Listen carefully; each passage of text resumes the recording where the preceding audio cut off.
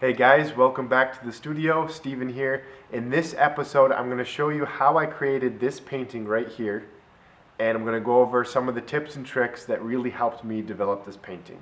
So let's jump right into it and see what we can learn. The paints that we're going to be using today are titanium white, sky blue, ultramarine blue, cobalt blue, viridian hue, lemon yellow, alizarin crimson, raw sienna, and burnt umber. So that's what we're going to be mixing with. Let's take a look at our canvas. You can see I've already done the sketch onto the canvas here, based off of a sketch that I'm going to show you at the end of this painting.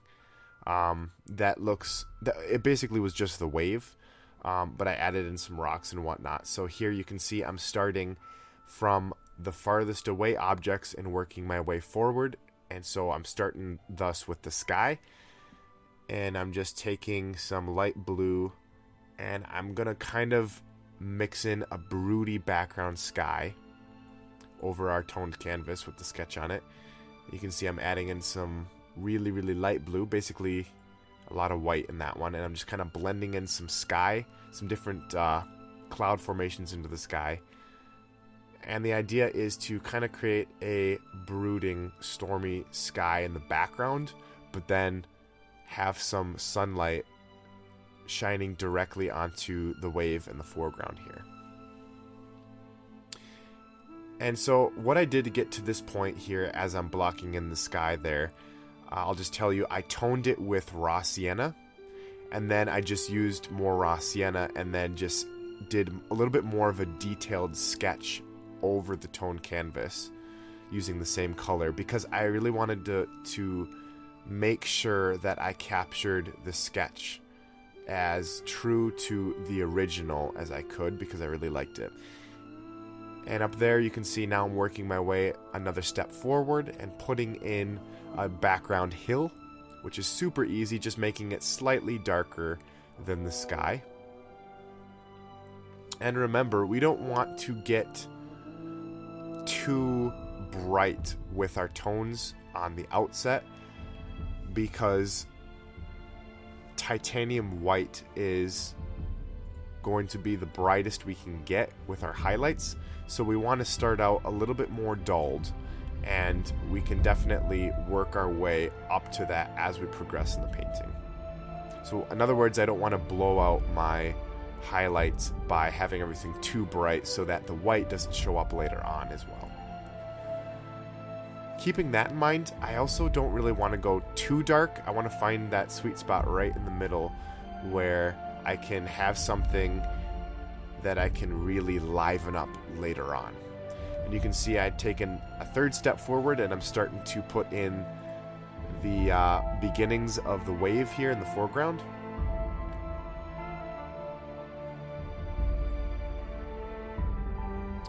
This is the first of 4 stages that I like to employ when I'm painting. Number 1, that was the toning and sketching of the canvas. The second step that we're on here is the block in, and that is, of course, just when you cover the entire canvas with your base colors. And what I want to do when I'm doing that stage is do not get detailed. I'm just doing some really kind of choppy, rough, basic outlines of shapes and colors that will set the tone for the next stage, something that we can build off of. And so this stage really goes the quickest. I'm also adding in the background of the hill kind of behind the water there. I guess that's a little bit farther away than the wave that I already started working on, but that doesn't really matter too much. Just generally start from farther away and work your way forward in the painting. You can see that I'm using a little bit of a darker kind of green, teal kind of color for that hill, just because it is closer than the hill that you're seeing in the back there. And I'm kind of blending that darker color out into it, just to give you the impression that it is not straight on the horizon, but it's more going down towards the horizon, the hillside, or maybe it's a cliff or something on the ocean's edge. It's not straight on the horizon. It's more moving away from the painting. So the spot I'm working on there, that's closer.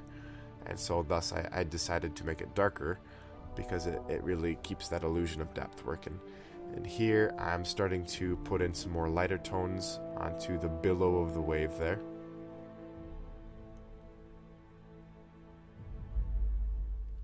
Main thing I like to remember as I'm working on the blocking stage is, and this is something I've learned from watching other artists as well, keep it really simple. You will minimize effort and really get your painting working and coming together really smoothly if you just start out really basic and just layer upon layer. Your detail really pops when you do that, when you just start basic and then throughout your layering end up more complex at the end. It's kind of like focusing a camera lens onto something. It's blurry from the outset, but the more you layer your painting, it starts to come into focus. And that is how you achieve the detail that we're looking for in this painting. And you can see too that I just decided to block in the rocks first. You don't have to do that until the end. Sometimes I think I will leave it until the end, but I put those dark rocks in a little bit earlier than normal just because I felt like, looking back on the painting now, I felt like it really helped me visualize the wave a little bit better. So that's okay to put those in before the water there, even though I think I kind of maybe crossed over the lines a little bit when I was putting the water on afterward. But that doesn't matter because as we get painting, you'll find that the rocks will change a lot.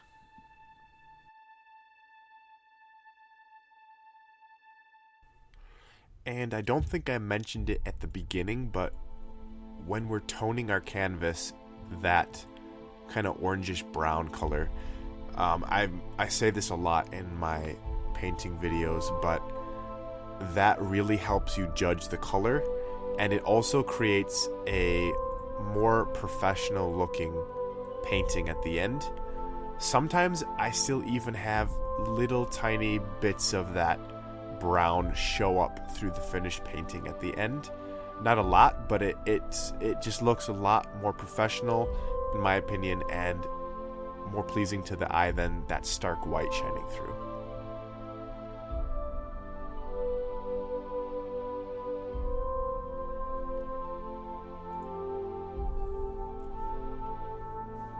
So I've kind of divided my composition here into three main zones.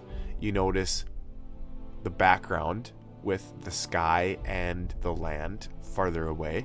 And then you got the middle zone where that wave is. And then you got the third zone, which is my foreground. And that's where the white water is going to be.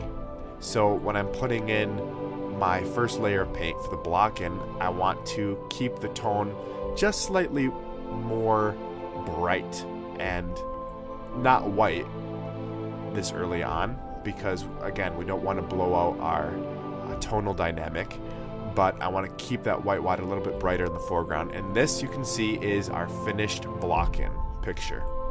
So now we're moving on into the modeling stage, when shapes start to become more refined as well as the color, and we're basically, just like I said also before, we're going to layer on top of our block-in. So this is going to be the next day. I've allowed my painting to dry so it's not blending anymore, and I'm starting to refine the image with this second layer. So you can see I'm darkening the blues there because there's going to be more of a shadow at that part of the wave. And it really is fun because think of it like you're refining your image. You started out with something more rough and simple and quick, but now you're going in and you're taking that and you're starting to build off of it and refine it and make those edges just a little bit more crisp, those colors a little bit more true. And just like you would expect, the modeling is there's a little bit more time involved in doing this stage than the block in, because the block in goes quick. That's what we want. But now we're starting to think about what is this image going to look like a little bit more. And we're revisiting these areas with fresh color, and you can see I'm painting over the other layer, but the other layer serves as a guide and also a template for the next layer.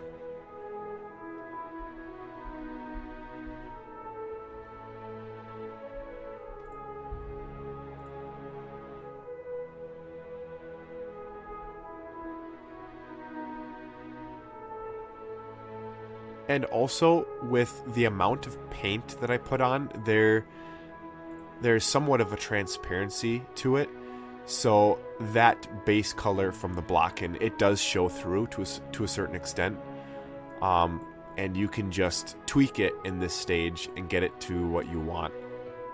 But you can see I'm making that light kind of eye, if you will, of the wave a little bit brighter because it's thinner there.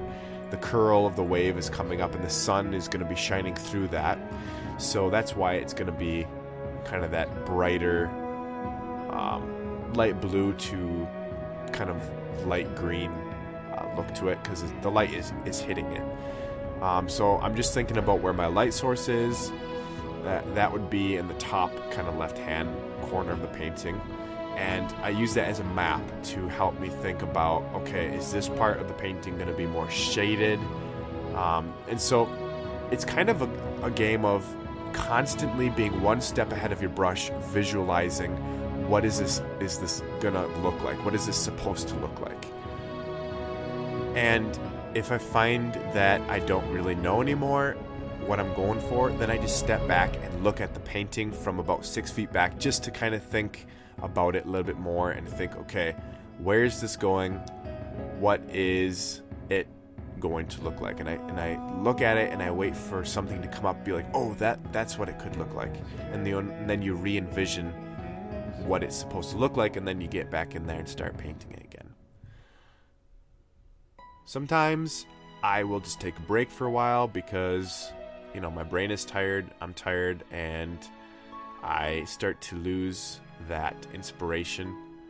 That's okay, as long as you have inspiration, keep going for it. But sometimes, like I said, I just like to take a break and get a little bit more fresh with the image after coming back to it.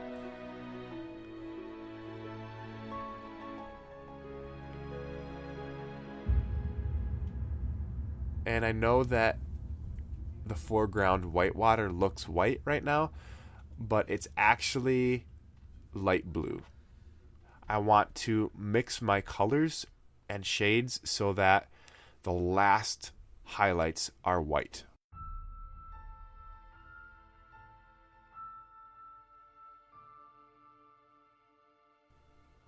You can see I'm revisiting those rocks with, it looks black. It's actually not black. It's a mixture of burnt umber and ultramarine blue. It gets a really nice rock color for your dark rocks there. You can see here I am putting on some highlights, which is basically raw sienna and some more of that ultramarine blue.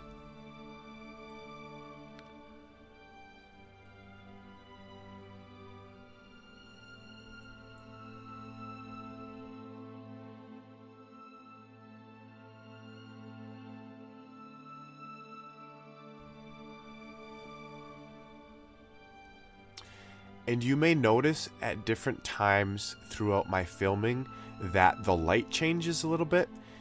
That's just because I watch another painter, Kevin Hill, and he's under the opinion that it's best to paint with natural lighting, because if you paint with, and this is really true, if you paint with some other kind of light, it may look different to your eye as you're painting it, like this is the way it's supposed to be, but then when you take it out of the light that you have it, that synthetic light or whatever lamp you're using, and you bring it out to natural light, the odds are it's going to look quite a bit different than the light source that you were painting under, because light can affect your perception of the color. And just really quick here, this is the block-in, and then that is the modeling stage that I brought it to. So now we're going to be going into the detail stage. But anyway, going back to the lighting, I like to paint with natural lighting, and when I'm filming, it's like the sun is changing, so that's why it looks like the lighting is changing here and there.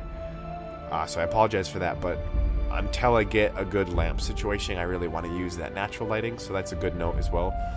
Now you can see I'm beginning the first stages of the detail stage here. That is the most time consuming. That is by far what I spent the most time doing, just because I wanted to get that extra detail.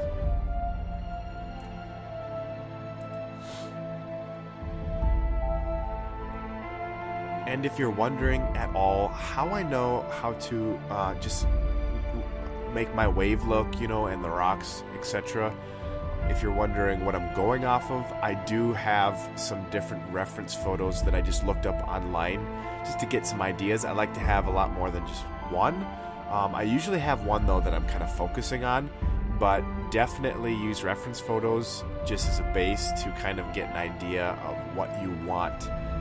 Like your water, your rocks, your background landscape or whatever to look like, because that'll really help you know how it should look. Now for this color, I took some of that lemon yellow, mixed it with some of our blue, and also some of that titanium white, just to get kind of a light teal color. I suppose you could use some of that Viridian hue that we have as well, but I would say a couple of those colors I really didn't use that much. Like, I suppose the alizarin crimson, the Viridian hue, and the sky blue. I didn't use those as much. I heavily relied on the ultramarine blue, the raw umber, and obviously the titanium white and the lemon yellow there for that highlight. But I just wanted to keep those colors in there, I guess, because if I use them at all, I like to put them in. But you can see I lightened up the curl of the wave there where the sun is shining through. Now I'm starting to build the white water here a little bit more with some of those swirls. And like I said, I do like my layers to dry before moving on, because then you preserve it underneath, it doesn't mix at all, and it's a lot easier to put another layer on top of it when it's dry. So definitely consider that when you're painting.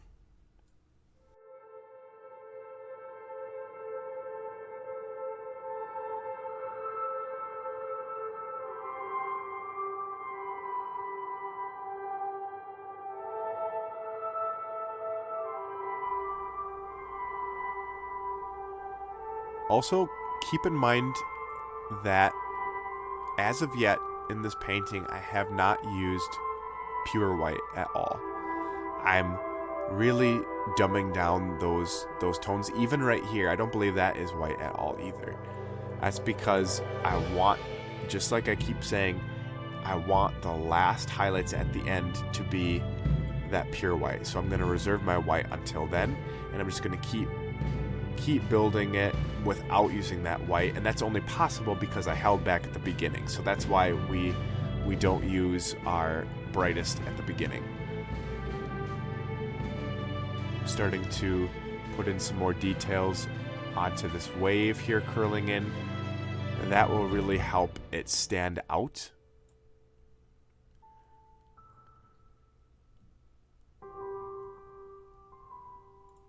And I guess I want to do a video on it sometime, like going into the type of mediums that I use, but it's really simple for me. I suppose I might get a little bit more in depth later on as I paint, but basically I'm just using linseed oil and turpentine to mix with. At this point in the painting, I switch over to using just paint alone, and if I want it to flow better, I put that linseed oil in it.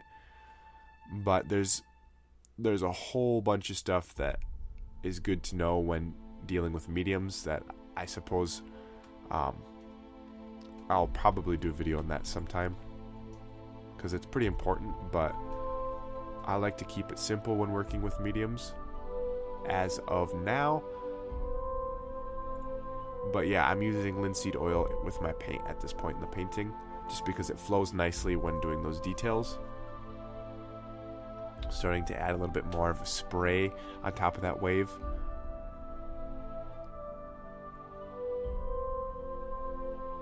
And the color of paint that I'm using really is a light blue, I suppose, at that point. And here I'm starting to bring some more of that detail onto the rocks.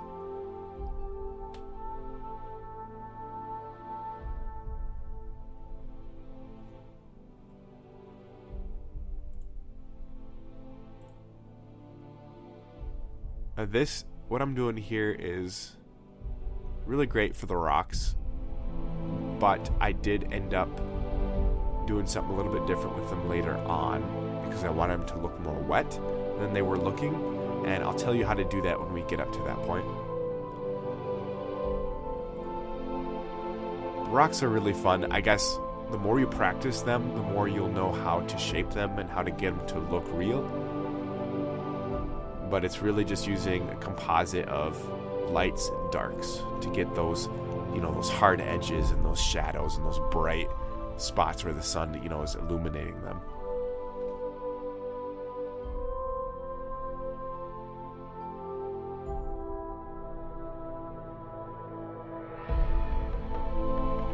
And right about this point, this is the point when I went back and started thinking more about making these rocks look wet.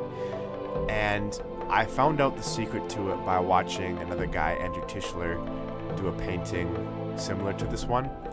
And what he said is drop the tone and increase the saturation. That's how you make your rocks look wet. So that's your tip of the day for wet rocks.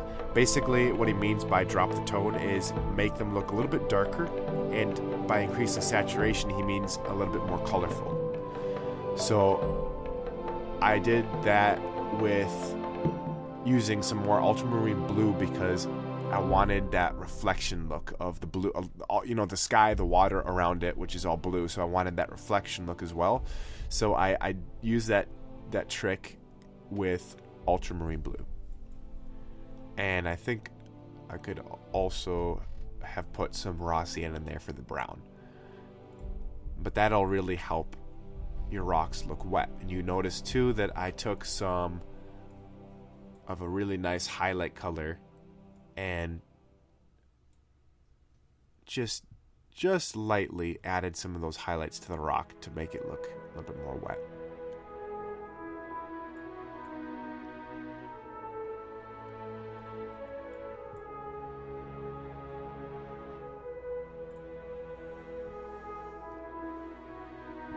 But I mean, what I've noticed with my paintings is the more I paint, the more I improve. So the more experience you get, that's like XP points. That the more you build XP points up, the better you will get. And I think you'll build those up quicker the more you know the tips and tricks.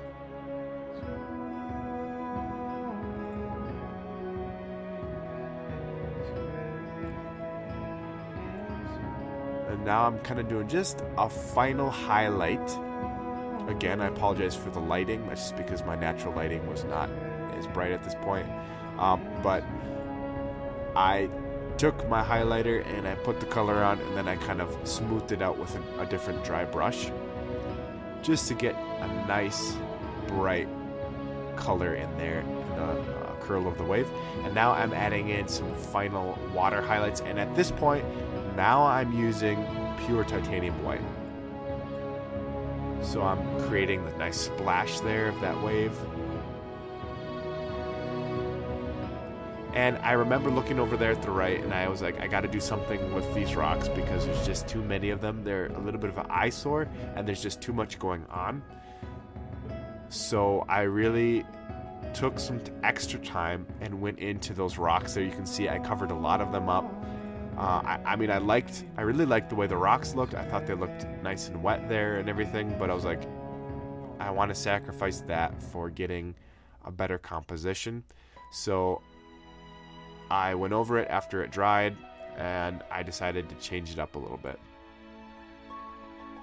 So I decided I'm going to stick another bigger rock in there, take some of the smaller ones out around it, and kind of set it up so that the water is running off of it in more of a realistic looking way. Which, it was actually a lot easier than I thought it would be.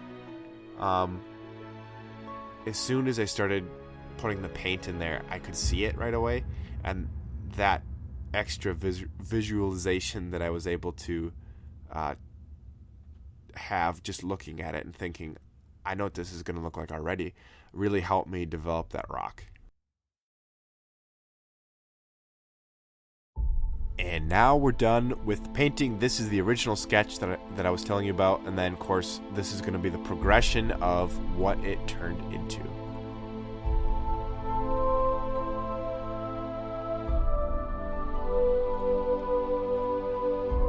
So you can really see how the painting progressed. And the last image right here is the finished painting. Great, so we're finished with the painting, and I'm super pleased with the way it turned out. I noticed a little bit of improvement in my painting after doing this one, and that is worth mentioning because it really shows that the more you practice, the better you get. So keep practicing. I hope this video was helpful to show you guys something that maybe you can employ in your own paintings. Until next time, God bless you guys. We'll see you later.